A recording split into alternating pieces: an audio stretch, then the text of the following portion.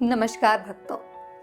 उत्पन्ना एकादशी के नाम से हमें ये पता चलता है कि इसका अर्थ है उत्पन्न होना।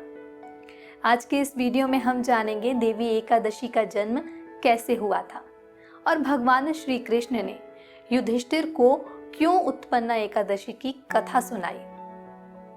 युधिष्ठिर श्री कृष्ण से कहते हैं कि हे भगवान, आपने हजारों यज्ञ और लाख गोदान को भी एकादशी व्रत के बराबर नहीं बताया, सो ये तिथि सब तिथियों से उत्तम कैसे हुई, बताइए। भगवान कहने लगे, हे युधिष्ठिर, सतयुग में मुर नाम का दैत्य उत्पन्न हुआ। वह बड़ा बलवान और भयानक था।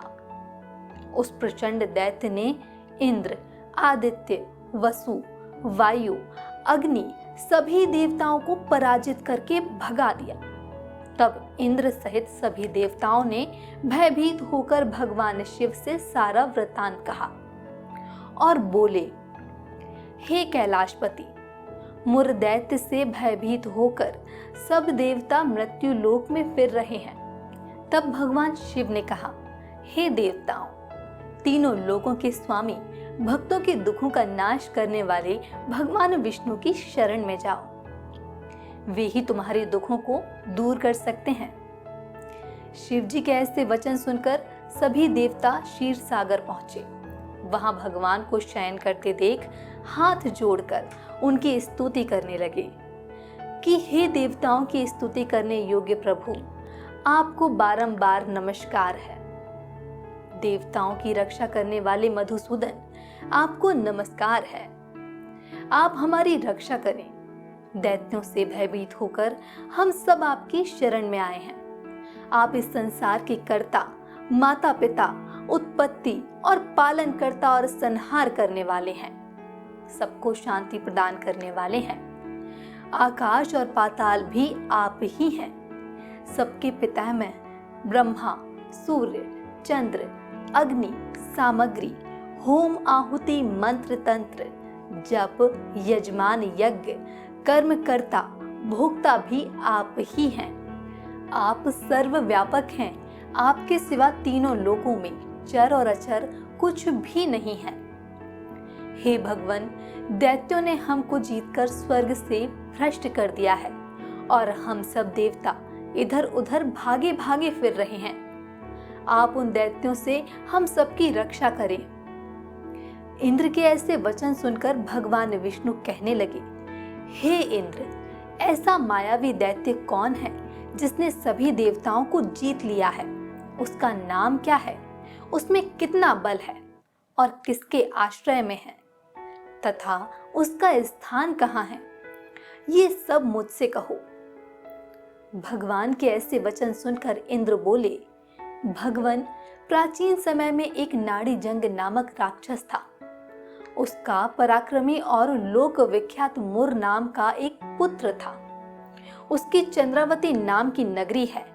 उसी ने सब देवताओं को स्वर्ग से निकालकर वहां अपना अधिकार जमा लिया है।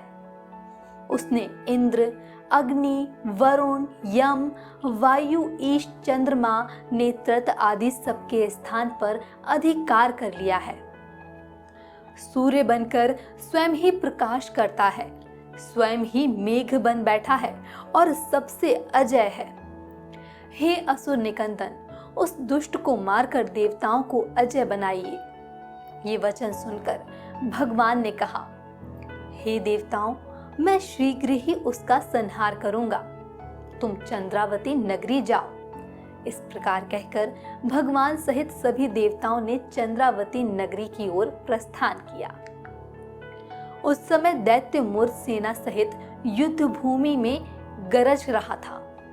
उसकी भयानक गर्जना सुनकर सभी देवता भय के मारे चारों दिशाओं में भागने लगे।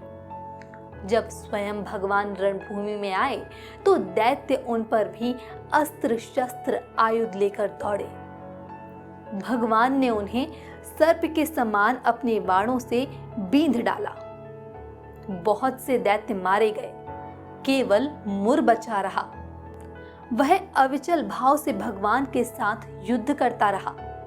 भगवान जो भी तीक्ष्ण बाण चलाते गए वह उसके लिए पुष्प सिद्ध हुए। उसका शरीर छिन्न भिन्न हो गया, किंतु वह लगातार युद्ध करता रहा। दोनों के बीच मल युद्ध भी हुआ। 10,000 वर्ष तक उनका युद्ध चलता रहा, किंतु मुर नहीं हारा। थककर भगवान विष्णु बद्रिकाश्रम चले गए। वहां हेमवती नामक एक सुंदर गुफा थी। उसमें विश्राम करने के लिए भगवान उसके अंदर प्रवेश कर गए। ये गुफा 12 योजन लंबी थी और उसका एक ही द्वार था। विष्णु भगवान वहां योग निद्रा की गोद में सो गए। मुर भी पीछे पीछे आ गया और भगवान को सोया देखकर मारने को उद्गत हुआ। तभी भगवान के शरीर से उज्जवल कांतिमय रूप वाली देवी प्रकट हुई। देवी ने राक्षस मुर को ललकारा, युद्ध किया और उसे तत्काल मौत के घाट उतार दिया। श्री हरि जब योग निद्रा की गोद से उठे तो सब बातों को जानकर उस देवी से कहा कि आपका जन्म एकादशी के दिन हुआ है, अतः आप उत्पन्ना एकादशी के नाम से पूजित होंगी। आपके भक्त वही होंगे जो मेरे भक्त होंगे। इसी के साथ भगवान श्री कृष्ण ने युधिष्ठिर को ये कथा सुनाई और एकादशी का सही अर्थ समझाया। जैसे युधिष्ठिर को जीवन में ज्ञान की प्राप्ति हुई, वैसे आपको भी हो और भगवान विष्णु की कृपा दृष्टि आप पर और आपके परिवार पर हमेशा बनी रहे। ओम नमो नारायण।